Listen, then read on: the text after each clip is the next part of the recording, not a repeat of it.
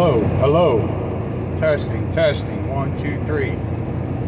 Got a little bit of vibration here because I'm driving down the road. But what I'm going to do today for my YouTube channel is I'm going to talk a little bit about this company I work for, Road Legends. They're out of Lamont, Illinois.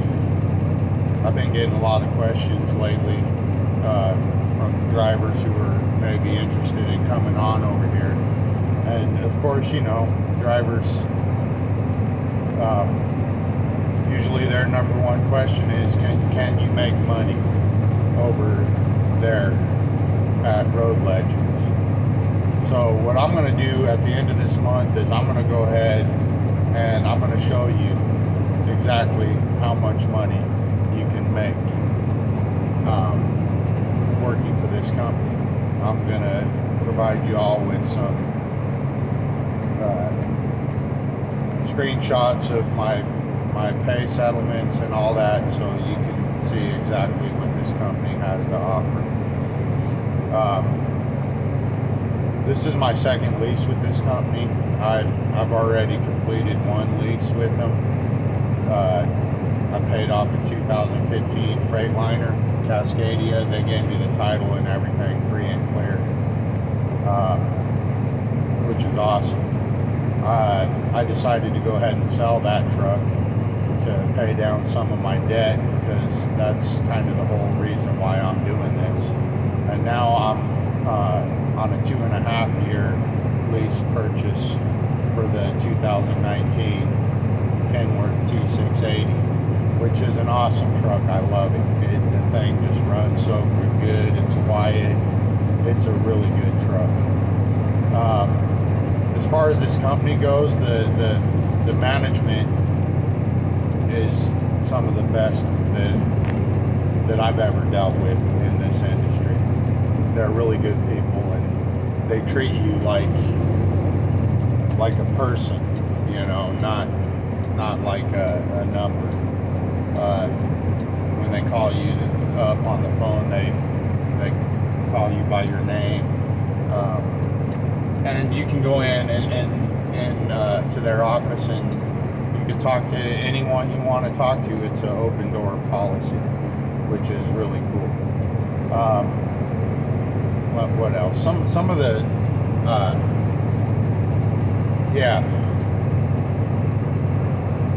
like there's been a few times where I would fall a week behind on my truck payment, you know, and a lot of these other companies on these lease purchases, they're gonna take money from you until you're back current, and they don't care if you get a paycheck or not. But it's not like that over here. They're gonna work with you, and they'll take a third of a payment to catch you up at a time, or maybe a half a payment if you have like a really good week and you just want to get caught up real quick on your truck payment. You know, the thing about any lease purchase is you have to work. You know, you can't think that you're gonna go and hang out at the house and make a paycheck. It doesn't work like that. When your trucks ain't cheap, you know, when you're buying a truck, the payment's expensive, and you have to run. You can't be sitting at home for 5 days or 10 days. You have to run. As long as you run hard, then you can go home for 3 or 4 days. You know, everyone's situation is different. Sometimes it just depends on what your bills are at home and everything, and you gotta know what it costs to run your business, and that dictates what you're willing to haul these loads for. So you can take loads anywhere from, on the cheap side, down to $1.20 if you're willing to take it. I'm not touching $1.20 freight. And I've hauled loads here all the way up to, I've had loads that were paid close to $10 a mile. I usually like to stay within the, we're gonna say like over $2 at least. Anything under $2, I'm not real happy. But sometimes if you're in a really bad area like Denver, Colorado, chances of you getting $2 is not gonna be ideal. If you can get a $1.80, $1.85 out of Denver, then you're doing something really good. Now, the dispatchers here, they're very experienced. They're good at their job. They work with you. They're not gonna force you to do anything. If you don't want to take a certain load they offer you, all you have to say is, no, I don't want that load. And they won't really press the issue, and they're not going to be any hard feelings. They're not going to like try to starve you out or get mad at you. None of that. It's no forced dispatch. You're your own boss. You do what you want to do. If they offer you something you don't want, you just simply say, no, thank you, I don't want that load. And they'll say, okay, I'll look for something else. I've never really had any issues with them telling me I had to do something, you know, and they've never even told me to try to do something that's unsafe. If I'm tired or whatever and I need to take a nap, I just take a nap. They don't give me any grief about it. If the roads are nasty and I feel like it's unsafe to travel on the road, they don't say nothing about that. You just you're your own boss, and you're in control of your own safety. You know, if you don't feel that, if you feel like a situation is unsafe, then don't do it. And all you have to say is the situation is unsafe and I didn't feel comfortable doing it, and that'd be the end of it. But they're also not going to micromanage you and be telling you, hey, the roads are bad today and you have to shut down. I've heard of companies forcing their drivers to shut down, and I don't feel like that should be up to the company.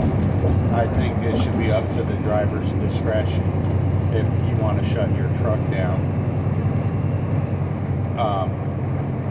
It should be the driver's choice, not the company's choice. Not everybody has the same skill set. Some people, like myself, who grew up in Colorado and worked moving furniture for 15 years in the mountains, the snow doesn't bother me. But if for people who grew up in Florida, maybe, or Dallas, Texas, maybe they don't want to drive in the snow. Maybe they don't want to go to the mountains in Colorado and have to chain up and do all that. Like, I came from Colorado in that, and I'm comfortable with that. But then when I moved to Oklahoma about 14 years ago, they have these ice storms where the road can get like an inch of ice on it, and that's way more scary to me than driving in the snow in the mountains. I absolutely will not drive in an ice storm. If the road's covered in ice, I'm shutting my truck down. And I don't want to work for a company that's going to tell me that I cannot do that, because ultimately safety relies on you. The only person who's in control of your safety is you. You're the driver. If you feel that it's unsafe, then you need to shut it down. And it doesn't matter even if I'm an owner-operator or a company driver. I'm not going to allow any company to tell me that I have to do something that's unsafe.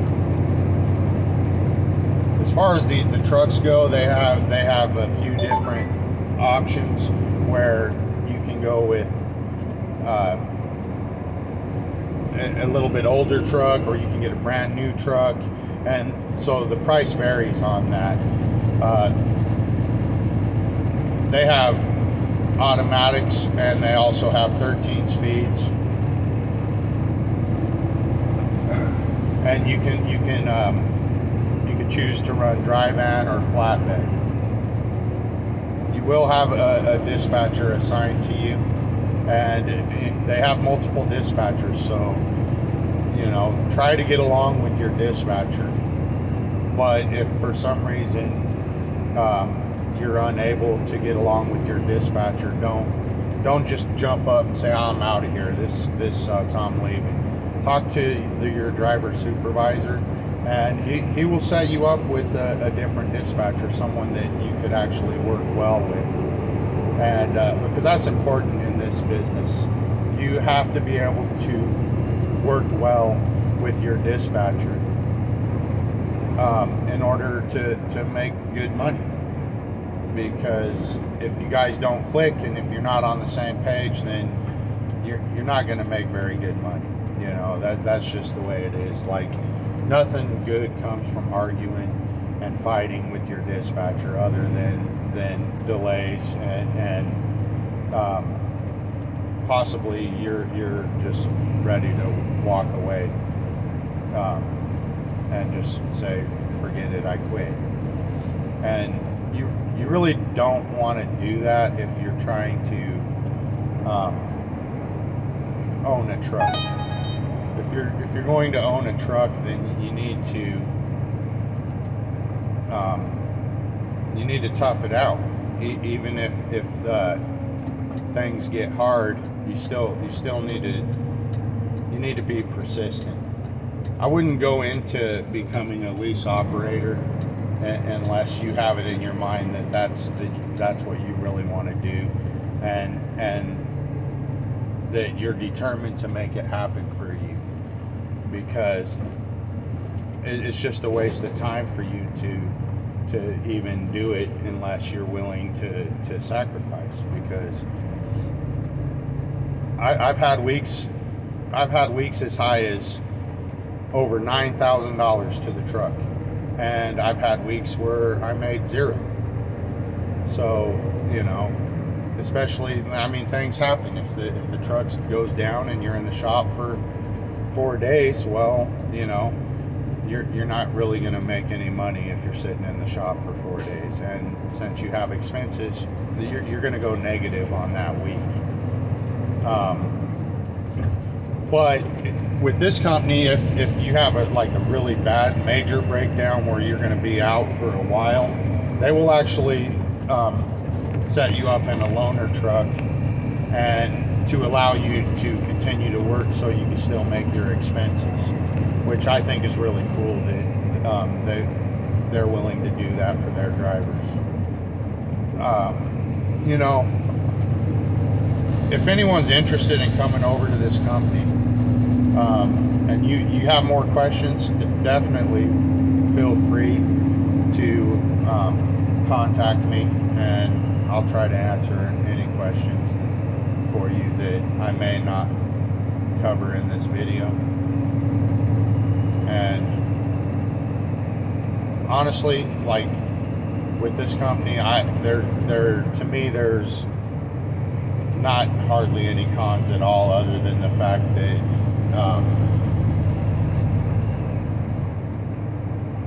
you may end up going negative on a week from time to time, but it balances itself out. When you have an $8,000 week after all your expenses, and you take home $3,400 in 1 week. Most company drivers can't even take home $3,400 in a month, let alone in 1 week. So, if that's the case, then technically you only need 1 or 2 good weeks to survive. But you're doing this because you're in business to make money. You're not doing this to just have a couple good weeks a month. And yes, there's going to be times when you have a bad week, but it's nothing that you can't get through, and it's nothing that you can't fix, because I've been on both ends of it. I paid off a truck with this company, and I got the title, and it helped me pay a lot of my debt down, which lowered my bills, which put me in a better position on this second lease that I'm doing right now on this Kenworth. And by the time I pay this truck off, within a year or so after the truck's paid off, I should be completely debt free. So in my situation, I went from owing $100,000 in debt, and in 5 years I could be completely debt free. A lot of people will tell you that lease purchase programs are a scam. It's not a scam when they're upfront with you and they tell you exactly what it's going to be from the jump.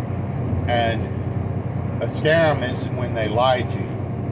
This company will not lie to you. They will tell you exactly what it is, and either you agree to it or you don't agree to it. I agreed to it, and I successfully completed a lease, and I have no doubt that I will successfully finish this lease also. I'm going to show you guys some screenshots of my paycheck for the month of April, and if you have any more questions, let me know. I'll answer them for you the best that I can, and if you ask me something and I don't know, I'll find out for you the answer. I appreciate you all.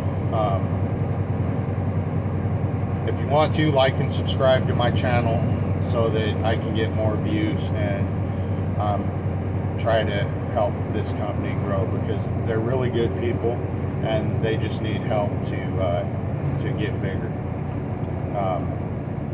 I would choose this company over any mega carrier all day long, and they're good people. They treat you good,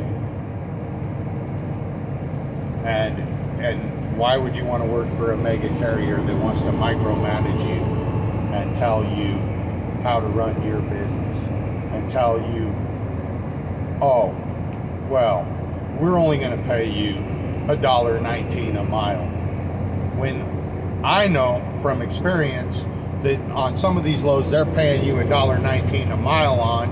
They're paying them, the shipper's paying, the broker's paying them over $3 a mile to haul it. You're getting ripped off. I'm sorry, but at $1.19 you're getting ripped off. Yes, their lease payment may be cheaper. That's true. Their lease payment may be cheaper, but some of them, the lease payment is exactly that. It's a lease payment. At the end of the lease, you turn the truck back in, and you never own that truck. And they're jacking you, telling you, "Hey, I'm gonna give you $1.19 a mile." $1.19 a mile is garbage. It's garbage. When I pick up these loads for $3.50 a mile, and I get to keep 75% of $3.50 a mile, you do the math on that. It's a lot more than $1.19. So definitely do your research on these companies before you just go run in to sign a lease.